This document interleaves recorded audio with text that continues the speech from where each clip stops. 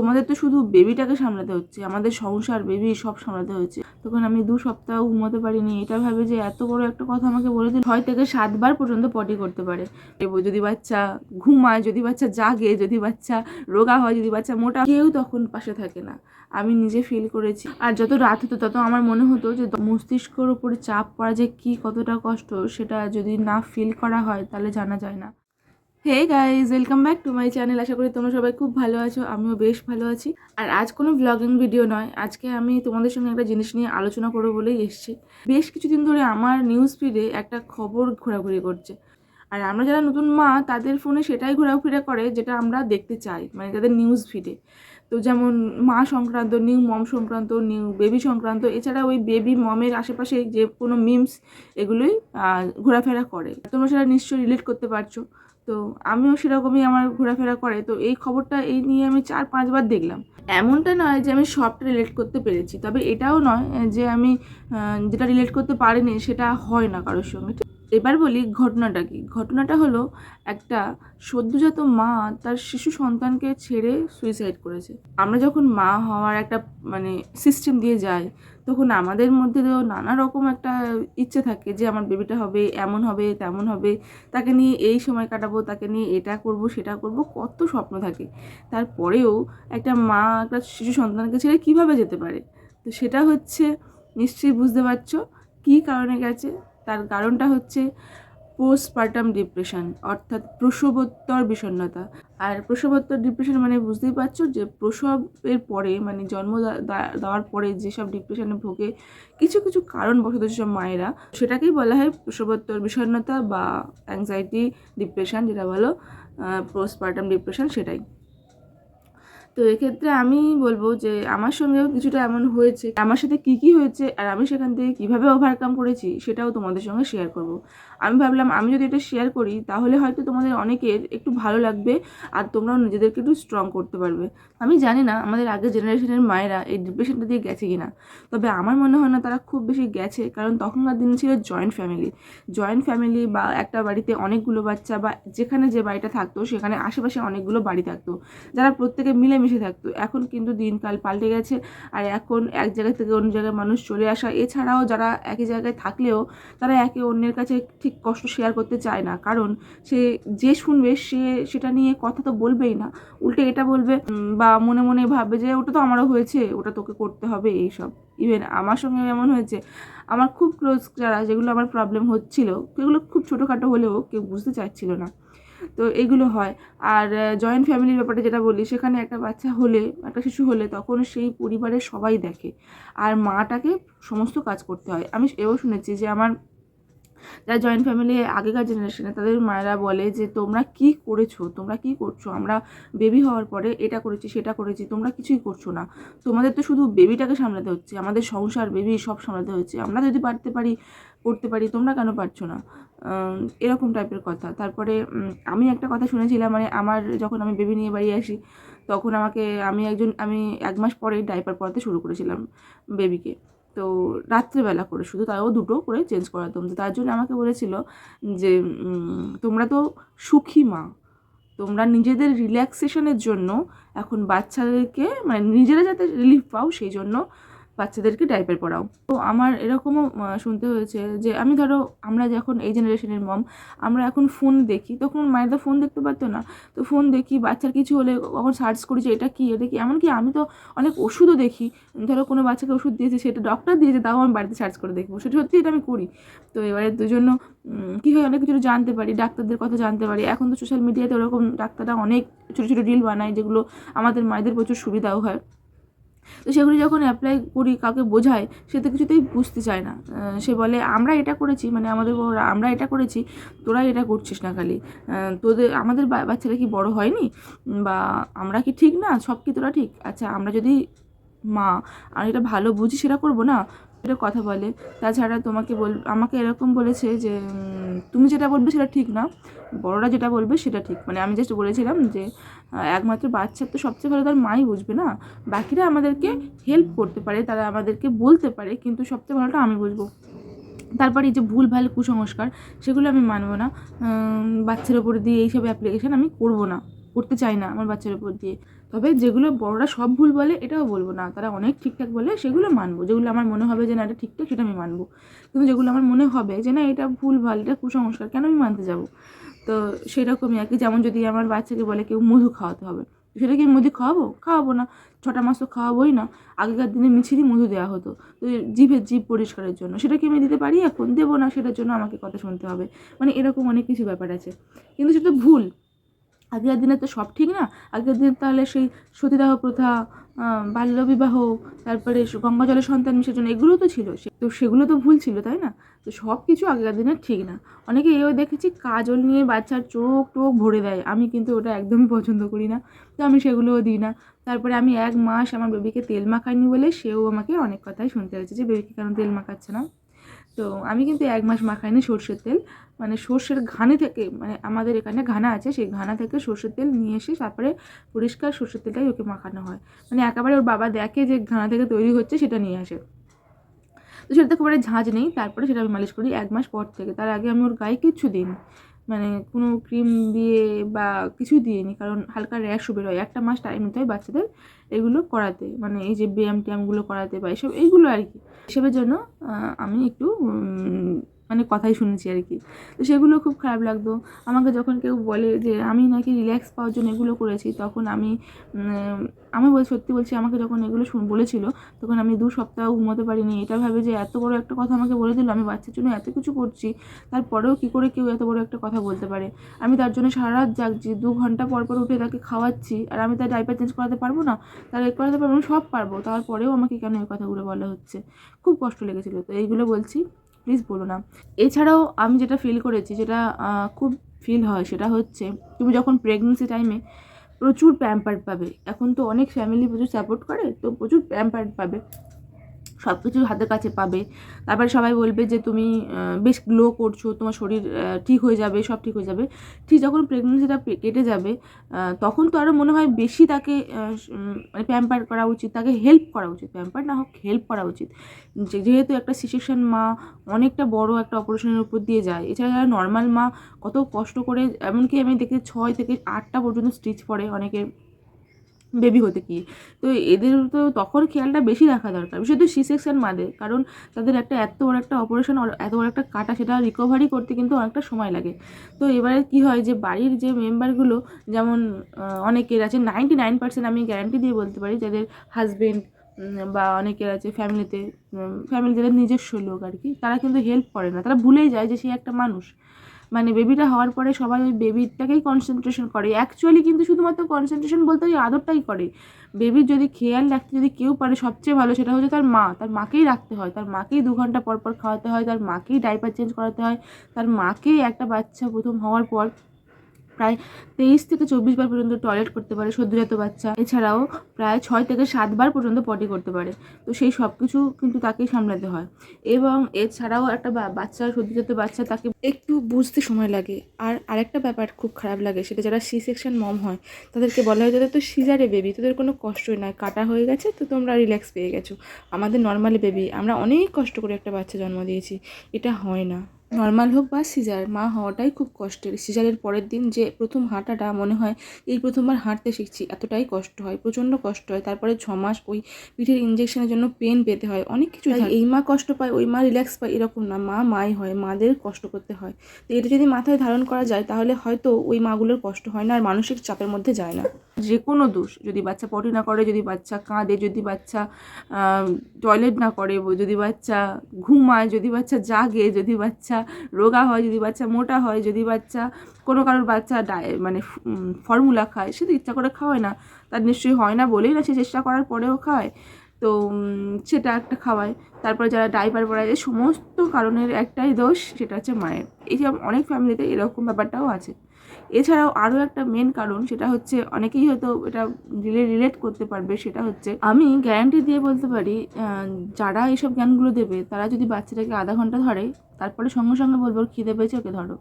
কারণ আধা ঘন্টা আগে যদি আমি খাইয়ে দিই বাচ্চাকে, তাও বলবো ওর খিদে পেয়েছে, ওর পেট ভরেনি আগে, এটাই বলবে। সেটা হতে পারে তার পটির জন্য, সেটা হতে পারে তার ঘুম পেয়েছে, সেটা হতে পারে তার টয়লেট পেয়েছে, সেটা হতে পারে তার অনেক কারণে, এমনকি ডাক্তাররা এও বলে বাচ্চারা ইচ্ছা হলে কাঁদে। তো বাচ্চারা আবার অনেক সময় ঘুরতে যাওয়ার জন্য কাঁদে, যেমন বাইরের দিকে আলো যারা একটু বড় হয় আস্তে আস্তে, তখন বাইরের দিকে আলো দেখতে ওরা পছন্দ করে, বিভিন্ন লোকের মুখ দেখতে পছন্দ করে, তখন বের হতে যায়। আবার বাচ্চারা একটু অ্যাটেনশন শিকার হয়, যে আমি কাঁদলে হয়তো তারা আসবে, আমার কাছে আসবে আমার মা, এই কারণেই কাঁদে। আর তারপরে আস্তে আস্তে যত বড় হয়, যত মুখ চিনতে শেখে, তখন অচেনা কাউকে দেখলে কাঁদে। তো এই কারণগুলো কিন্তু বাচ্চার মধ্যে কান্নার কারণ, তার শুধুমাত্র একটাই কারণ নয় যে সে খিদে পাচ্ছে বলে কাঁদছে। এই হচ্ছে বাচ্চার ব্যাপারটা। এবার বলি মা। তো আমি বলি একটা সদ্যজাত মা যখন একটা এত বড় মানে অপারেশনের উপর দিয়ে আসে, বা এর আগে 10টা মাস তার অনেকটা একটা বড় জার্নির উপর দিয়ে আসে, তখন সে চায়, যেহেতু সেই জার্নিতে সে ভালো করে ঘুমাতে পারে না, তার প্রচুর কষ্ট হয়, হাজারো ওষুধ অনেক কিছু থাকে, তো সে চায় আমি একটু রিল্যাক্স পাবো। কারণ যখন প্রেগন্যান্সি চলে তখন আমরা নিজেরা ফিল করেছি বেবিটা হয়ে গেলে একটু রিল্যাক্স হবে, কিন্তু বেবিটা হওয়ার পরে কিন্তু রিল্যাক্স থাকে না, কারণ কেউ তখন পাশে থাকে না। আমি নিজে ফিল করেছি, তোমার কথা কেউ ভাববে না, কেউ মানে ভাববেই না যে তোমাকে এটা কিছু করতে হবে। যদি তুমি বলো কখনো ভুল করে যে আমার না এই প্রবলেমটা হচ্ছে বা এটা হচ্ছে, তখন কেউ ওর সলভ বলবে না, শুধু বলবে ও এটা হয়তো। একটা সময় তোমার এটা মনে হবে যে না, দরকার নেই কাউকে কিছু বলার, যা হচ্ছে হোক। এইরকম নানা রকম কারণ আছে, সে কারণের শেষ নেই। এই কারণগুলোর তোমরা যারা যারা ফিল করেছো তারা রিলেট করতে পারবে। এছাড়াও আরও একটা বড় কোশ্চেন আসে, সেটা হচ্ছে যখন মানসিকভাবে তোমার মানে শক্তি নেই, মানসিকভাবে এটা ধারণ করার ক্ষমতা নেই, তাহলে তোমরা বেবিটা নিচ্ছ কেন? অনেকে এই কোশ্চেনটা করবে। আবার অনেক মানে আমি এরকম কমেন্ট বক্সে দেখেছি যে একটা মেয়ে যে বিবাহিত নয় সে এরকম ধরনের কমেন্টস করেছে, একটা মেয়ে যার 2টো বেবি আছে সে এমন কমেন্টস করেছে, মানে এরকম টাইপের কমেন্টস করেছে। আর একটা মেয়ে যার এখনও বেবি হয়নি সে কমেন্টস করেছে। 3 রকমের মানুষ আমি দেখেছি। এছাড়া ছেলেরা তো আছে, ছেলেদের কথা আমি বাদ দিলাম। তো মেয়েদের কথাই আমি বলি, যে প্রথম যে মেয়েটা বলছো যার বিবাহ হয়নি, যে বিয়ে করেনি এখন, সে তো ফিল করতে পারবে না এটা। আর সেকেন্ড বলছি যে যারা এখন বেবি হয়নি তারাও এটা ফিল করতে পারবে না। আর থার্ড বলছি সেই সব মেয়েদের কথা যারা ফিল করেছো, কিন্তু এখন নিজেরা যেহেতু স্ট্রং হয়ে গেছো, এখন বুঝতে পারছো না, যেহেতু সেটা ওভারকাম করতে পেরেছো কাজের মাধ্যমে, তো ওই জন্যে ওটা নিয়ে কথা না বলাই ভালো। আর যার হয় সেই জানে যে তার কী কষ্ট হয়। এছাড়াও যেসব ছেলেরা কথা বলছো তাদেরকে একটাই কথা বলবো, যে এইসব কমেন্টস না করে যখন তোমরা এই প্রসেসটা দিয়ে তোমাদের লাইফেও যাবে বা যাচ্ছ বা এরকম, তারা প্রত্যেকে কিন্তু বাড়িতে যে মেয়েটির সঙ্গে এগুলো হচ্ছে তাকে হেল্প করো, তাকে বোঝাও, তার পাশে থাকো। এবার আমি তোমাদের সঙ্গে শেয়ার করব, বেশি ভিডিওটা লং করব না, তোমরা প্রত্যেকে রিলেট করতে পারবে। আমি ওই জন্য জাস্ট বলছি যে কী কী লক্ষণ দেখা যায়। মোটামুটি আমার কয়েকটা লক্ষণ দেখা গেছিলো। তো আমি যে পুরোপুরি ওই ব্যাপারে ভুগেছি তা না, তবে আমি বেশ ভুগেছি, তো আমি ফিল করি। সব কিছুর মধ্যেও খুব একটা ভালো ছিলাম না, কারণ তোমরা আমার প্রিভিয়াস ভিডিওগুলো দেখলেই বুঝতে পারবে আমার মুখ চোখের হাল একদমই ভালো ছিল না। আমি নিজেকে একদম ঝাল্লি টাইপের করে রাখছিলাম। তো চলো সেগুলোর বলি। প্রথমত একদম নিজেকে নিয়ে ভাবতে ইচ্ছে হয় না। দ্বিতীয়ত কথায় কথায় মন খারাপ করে। তৃতীয়ত মানে কথায় কথায় রাগ হয়, কিন্তু সেই রাগটা কাউকে প্রকাশ করলে সে তোমাকে উল্টে রাগ দেখাবে, তো সেটা পারা যায় না, তো প্রকাশও করা যায় না। আর যত রাত হতো তত আমার মনে হতো যে দম বন্ধ হয়ে যাচ্ছে, তখন আমি কী করতাম, ব্যালকানিতে চলে যেতাম। ব্যালকানিতে গিয়ে অনেকক্ষণ বসে থাকতাম। এবারে এখন ব্যালকানিতে বেশ মশা কামড়ায়, আমি বসে বসে মশাগুলো মারতাম, লিটারেলি মশাগুলো মারতাম। লাস্ট সপ্তাহের আগে কিন্তু আমি সেটাই করেছি। রাত হলেই বাবু যখন একটু ঘুমিয়ে পড়তো তখন আমি ওই ব্যালকানিতে গিয়ে বসে থাকতাম। প্রচণ্ড কান্না পেতো, আর একদম কোনো কিছুই ভালো লাগতো না। মাঝে মাঝে ফ্রাস্ট্রেশন হতো, সব কিছুর উপরে রাগ হতো। ইভেন এখনও খুব মন খারাপ হয়, ওই রাগটা আর হয় না, এখন খুব মন খারাপ হয়। তারপরে বৈকাল হলে মনে হয় বেরিয়ে পড়ি, এরকম কিছু মনে হতো। তো এরকম অনেক কিছুই হতো। আর মনে হতো আমি বেবি হতে গিয়ে যদি মরে যেতাম তাহলেই বোধহয় ভালো হতো, এত কষ্ট সহ্য করতে হতো না। এবারে বলি আমি এটা থেকে ওভারকাম করেছি কীভাবে, কারণ এই ভিডিওটা অনেকটা লেন্দি করলে না তোমাদেরই সমস্যা হবে, ভালো লাগবে না। আর কিছু কিছু তো মানুষ আছেই আমাদের চারিদিকে যে তোমাকে না বুঝে নানা রকম কমেন্টস করবে। আমি যে এই ভিডিওটা করি অনেকে একটা কমেন্টস করেছে যে কাজ কাম নাই তাই এইসব করছে, তো আমার ছোটো বেবিকেই মনে হয় সেই এসে দেখে যায়। আমি তাকে সরাসরি বলছি, কেউ ভাববে না এই ছোটো খাটো একটা ব্লগার হয়ে এরকম কথা বলছে। হ্যাঁ বলছি, কারণ আমার কাজ কাম নাই, তো আমার কাজ কামটা কে করে দিয়ে যায়, তাই না? তো আমার কাজ আমাকেই করতে হয়, আমার বাচ্চাটাকে আমাকেই সামলাতে হয়, তার মাঝখানে আমি ভিডিওগুলো করি। আর হ্যাঁ, একটা ভিডিও করি তার পিছনে আবার এডিটও করি, তো সেটাও একটা সময় লাগে। ভিডিওটা করেই সঙ্গে সঙ্গে অ্যাড করে দেওয়া যায় না, তো কারণ এটা অনেক কাটিং কুটিং করে তারপরে দিতে হয়। তো যাই হোক, সেটা গেল অন্য একটা কথা। তো চলো মেন পয়েন্টে যাই, সেটা রিকভারি পয়েন্টে। সেটা হচ্ছে এই যে আমি ফ্লুয়েন্টলি কথা বলে দিলাম মুখের ওপরে, এটাই আমি করি। আমার যখন খুব রাগ লাগে, এবারে আমার ভিডিও যারা দেখছো তারা অনেক বয়সী আছে, তা আমি একটা কথা বলবো, যারা আমার বয়সী তারা বা আমাদের মতো যারা মা হতে চলেছো, তারা বা মা হচ্ছো, যারা মা হবে, তারা প্রত্যেকে মেন্টালি খুব স্ট্রং থাকার চেষ্টা করো। আর যারা মা হওনি এখনও, প্রেগনেন্সি পিরিয়ডসে আছে, তাদেরকে একটা কথা বলি, এই যে প্যাম্পারটা হচ্ছে এটা কিন্তু সাময়িক, সেটাও মাথায় ঢুকিয়ে নাও, পরে কিন্তু তোমাকে সব করতে হবে, সেটা ভেবে নিয়ে সেভাবে এগো। আর যারা মা হয়ে গেছো তারা একটু স্ট্রং হও, আর একটু মুখের ওপরে যখন রাগ হবে বলে দাও যে এখন এই মুহূর্তে, বলছি না সেটা খারাপ কিছু, মানে সবসময় বলা ঠিক না, তাও বলবো যে বলার চেষ্টা করো যে ঠিক আছে চলো আমার ব্যাপার, আমি আমার বাচ্চাকে ঠিক রাখতে পারবো, যখন যদি কোনো সমস্যা হয় তখন তোমার কাছ থেকে জিজ্ঞাসা করে নেবো, সম্মানের সাথে এইভাবে বলো। আর যারা একটু বয়সী তাদেরকে বলবো প্লিজ এসব কথাগুলো বলো না, তাতে একটা মেয়ের অনেক কষ্ট হয়, অনেক ডিপ্রেশনের মধ্যে দিয়ে যেতে হয়। এখন তোমাদের মতো অবস্থা না আমাদের, আমাদের সমস্ত জিনিস সব কিছুতে, খাওয়ার দাওয়ার থেকে সমস্ত কিছু ভেজাল। আমাদের পাশে একটা মানুষকে আমরা আমাদের কোনো মনের কথা শেয়ার করতে পারি না, আমরা এমন একটা মানে এর মধ্যে যাচ্ছি, ফেজের মধ্যে যাচ্ছি। কারণ কাউকে কী শেয়ার করব, নিজের বাচ্চাকে নিয়ে কী শেয়ার করা যেতে পারে, সে তো আমারই, তাই না? তাকে আমি সবচেয়ে বেশি ভালোবাসি। কিন্তু এটাও তো ঠিক যে রেগুলার একই জিনিস করতেই এতটা কষ্টের মধ্যে দিয়ে সেটাও কষ্ট লাগে। আমি যেহেতু এখন 4 মাস হয়ে গেছে, আমি বেশ রিকভারি করে নিয়েছি, আমি সব একা করতে পারি। কিন্তু যারা সবেমাত্র হয়েছে তারা তো পারে না, তাদেরকে একটু হেল্প করার চেষ্টা করো। তো যাই হোক, এবারে বলবো আমি কীভাবে রিকভারি করেছি। প্রথমত প্রথমত বলে দিলাম যে আমি এরকমভাবে বলে দিই কথা, তোমাদেরকে যেটা বলছি যে হয়তো প্রথম কিছু বলতে পারতাম না, এখন পুরো মুখে বলে দিই, হ্যাঁ আমি ছাড়া তোকে সবাই ভালোবাসে, এরকমভাবেই বলে দিই। তাছাড়া সেকেন্ড যেটা করবো সেটা হচ্ছে একটু নিজেকে জন্য ভাববে, মানে একটু মাঝে মাঝে যখন বেবিটা ঘুমাচ্ছে তখন একটু চুল আঁচড়ালে, একটু পরিপাটি হয়ে সাজলে, যেরকমভাবে পরিপাটি বলতে সেরকম না, একটু নিজেকে আর কি উপস্থাপনাটা ভালোভাবে করলে, মাথায় ঠিকঠাকভাবে শ্যাম্পু করা, মাথায় ঠিকঠাকভাবে চুল আঁচড়ানো, এগুলো করলে। এছাড়াও যেটা করবে, আমি যেটা করি সেটা হচ্ছে রোজ রেগুলার বৈকালবেলা 1 ঘন্টা করে হাঁটি, আর সেই টাইমটা আমার যেটা মনে হয় আমি সেটাই দেখি। যেমন আমি আগে রিয়েলিটি শো খুব দেখতাম, তো সেগুলো মাঝখানে বন্ধ হয়ে গেছিলো, আমি ফোনে এখন সেগুলো দেখি। কেউ যদি বলে তুই ফোন কেন দেখিস, তাহলে বলবে আমি অন্য টাইমে তো দেখি না, আমি এই টাইমটাই দেখবো, যে টাইমটা আমার বাচ্চা ঘুমোচ্ছে, এখন তো আমার কোনো কাজ নেই, আমি এখন ফোনটা দেখবো। আমি তো যদি সেটা দিয়ে তোমার মাইন্ডটা ফ্রেশ হয় তো সেটা করবে। ফোর্থ হচ্ছে এখন খুব একটা ঘুম আসবে না, কারণ ওই যে চিন্তাগুলো আছে মাথায়, তো ফোনে যে ফানি ভিডিও হয় সেগুলো দেখো। তারপরে একটু পারলে চেষ্টা করো একটু ব্যায়াম করার, সেটা হচ্ছে এই ব্রিদ ইন ব্রিদ আউট যেটা ব্যায়ামটা হয় সেটা। তো আমি তো প্রচণ্ড মোটা হয়ে গেছি, তার জন্য এটা একটা বড় ব্যায়াম। আসলে আমার একটু হালকা ঠান্ডাও লেগেছে, তো ওই জন্য তোমাদের মাঝে মাঝে অসুবিধা হচ্ছে। তো ব্রিদ ইন ব্রিদ আউট যে ব্যায়ামটা, যেভাবে প্রথমে নিয়ে যতটা ব্রিথ করে তারপর অনেকক্ষণ পরে ছাড়া, এটা করবে।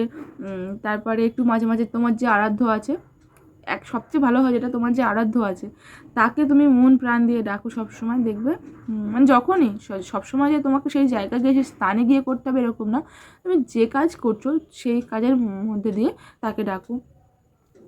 বাইরের লোকেদের সঙ্গে একটুখানি কথা বলো, বাচ্চাকে নিয়ে বেশি আদর করো, যে যা পারে বলুক, তুমি বাচ্চাকে নিয়ে আদর করো, তো তোমার বাচ্চা তোমারই। তো এইগুলোই করো, এইসব করে আমি একটু রিকভারি করেছি। এবারে সত্যি বলতে সেইভাবে সেই ফেজ দিয়ে আমি তো যাইনি, তো তাও আমি ভাবলাম তোমাদের সঙ্গে একটু শেয়ার করি, আর একটু এটা বলি যে প্লিজ এখনকার মায়েদের একটু ছেড়ে দাও, ওদেরকে ওদের মতো থাকতে দাও। তোমাদের তো একটা সময় চলে গেছে, তোমরা তো বাচ্চাটাকে নিয়ে আদর করেছো, তোমাদের সময়টা কেটে গেছে, এবার তার বাচ্চা তার কাছে ছেড়ে দাও, সে কিভাবে বড় করবে সেটা দেখো। সেখানে যদি কোনো প্রবলেম হয় তখন তাকে হেল্প করো, তখন তাকে বোঝাও। এছাড়াও এটা করতে পারো, তোমরা সেই মাটাকে হেল্প করো, মা কী কাজ করছে সেটাকে হেল্প করো, তাহলে দেখবে সেই বাচ্চা ঠিক থাকবে। আর মা হ্যাপি মানে বাচ্চা হ্যাপি, কিন্তু তোমরা এটা ভাবছো যে মা হ্যাপি থাকা কী দরকার, বাচ্চাটাকে ঠিক রাখতে হবে, তাহলে না, মা যদি মাইন্ডলি ঠিক না থাকে তাহলে কিন্তু তার, এমন কি মা যদি মানসিকভাবে ঠিক না থাকে তাহলে তার ব্রেস্ট মিল্ক পর্যন্ত আসে না, এমনও দেখা গেছে। তো মায়ের মস্তিষ্কের সঙ্গে অনেক কিছু রিলেট করে বাচ্চা ওই মা এটা খাচ্ছে সেটা খাচ্ছে যার জন্য বাচ্চার পটি হচ্ছে, এসব কিছু হয় না, বাচ্চার পটি হয় মাঝে মাঝে। তো আর যাদের হচ্ছে ওই ব্রেস্ট মিল্ক যেটা আসে সেটা কিন্তু ওই পেট থেকে উঠে আসে না, এরকম ব্যাপারটা না, এটা সম্পূর্ণ ব্রেন থেকে কানেক্ট করে। তো ব্রেনটা যতটা হ্যাপি থাকবে, যতটা মানে ঠিকঠাক থাকবে, তত কিন্তু ব্রেস্ট মিল্কটাও পাবে মোটামুটি। তো চলো, আমি আশা করছি তোমাদের ভিডিওটা ভালো লেগেছে। ভালো লাগলে অবশ্যই একটা লাইক কমেন্ট শেয়ার করে দিও, আর সাবস্ক্রাইব করতে একদম ভুলবে না। আর তোমরা তোমাদের খেয়াল নিজেই রাখো, নিজের খেয়াল নিজে ছাড়া কেউ রাখতে পারে না। তো আশা করি এইসব ব্যাপারগুলো একটু মাথায় রাখলে নতুন নতুন মায়েরা যারা এইসব ফেস দিয়ে যাচ্ছে তারা একটু রিলিফ পাবে। মস্তিষ্কর উপরে চাপ পড়া যে কী কতটা কষ্ট সেটা যদি না ফিল করা হয় তাহলে জানা যায় না। তো ওই জন্য আমি তো ফিল করেছি, তো ওই জন্য আমি বলছি তোমরা একটুখানি মায়েদের হেল্প করো। আর ছেলেদেরকে বলবো প্লিজ তোমাদের সেই পার্টনারকে একটু হেল্প করো, একটু বোঝার চেষ্টা করো। একটু বুঝতে পারলে না। আর আমি দেখেছি এমনও অনেক ছেলে আছে যারা তার পার্টনারকে প্রচুর হেল্প করে, কিন্তু আমি তাকেও বলছি তুমি খুব লাকি যদি তুমি সে দেখে থাকো, খুব লাকি।